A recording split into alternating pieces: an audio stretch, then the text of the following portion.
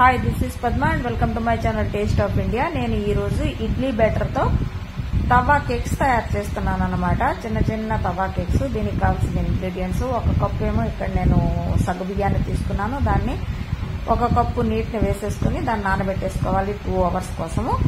తర్వాత ఇడ్లీ బ్యాటర్లో ఇక్కడ ఇడ్లీ బ్యాటర్ ఏమో 2 పెద్ద కప్పులు తీసుకున్నాను అనమాట. అందులోనేమో గ్రేట్ చేసిన క్యారెట్, గ్రేట్ చేసిన చిన్న అల్లపు ముక్క, ఇలాచీ, కాళీ మిర్చి పౌడరు, ప్లస్ ఉప్పు 1 చెంచాడు, ఒక 3 నుండి 4 చెంచాలేమో బెల్లము, ఆర్గానిక్ బెల్లం తీసుకున్నాను. మీరు కావలిస్తే చీనీ కూడా తీసుకోవచ్చు, నార్మల్ బెల్లం కూడా తీసుకోవచ్చు.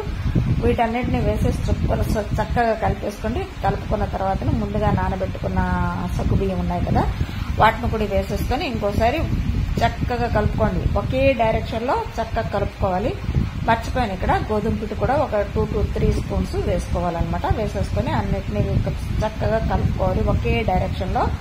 ఒక 5 to 10 minutes చక్కగా కలుపుకున్న తర్వాత ఫ్లఫీగా తయారైపోతుంది బ్యాటర్. దాన్ని ఒక 10 minutes నానబెట్టుకోవాలన్నమాట. 10 minutes తర్వాత చూసారు కదా, ఇడ్లీ బ్యాటర్ చక్కగా పొంగిపోయింది.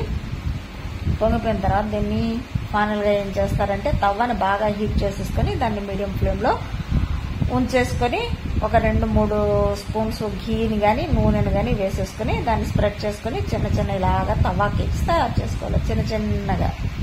చూసారు కదా, దీనికి ఏమంటారో నాకు తెలియదు. వీటిని తవా కేక్స్ అని నేను పేరు పెట్టేశాను. ఓ 2 to 3 minutes అలాగే ఉంచేసుకొని మూత పెట్టేసుకోవాలి. దాని తర్వాతని 3 minutes తర్వాతని మూతని తీసేసి మరొక దాన్ని తిరగబెట్టేసుకొని మళ్ళీ కాస్త నూనెను కానీ నేతిని కానీ మరి కాస్త అప్లై చేసేసుకొని దాని చుట్టుపక్కల మరొక 2 to 3 minutes ఫ్రై చేసేసుకుంటే సరే, అంతే. చూసారు కదా, ఎంతో చక్కటి మెత్తటి స్మూత్ స్పాంజీ తవా కేక్స్ రెడీ అయిపోయినాయి ఇడ్లీ బ్యాటర్తో. చూడండి ఎంత స్మూత్గా ఉన్నాయో, ఎంత అందంగా వచ్చాయో. చూసారు కదా, చాలా చాలా చాలా చాలా యమ్మీ యమ్మీ యమ్మీ టేస్ట్.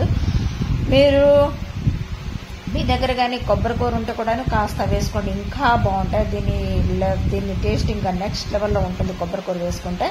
చూసారు కదా ఎంత స్మూత్గా, ఎంత బాగున్నాయంటే అంత బాగున్నాయి. So must try this yummy smooth breakfast అనమాట. ఇది చాలా బాగుంటుంది. So must try.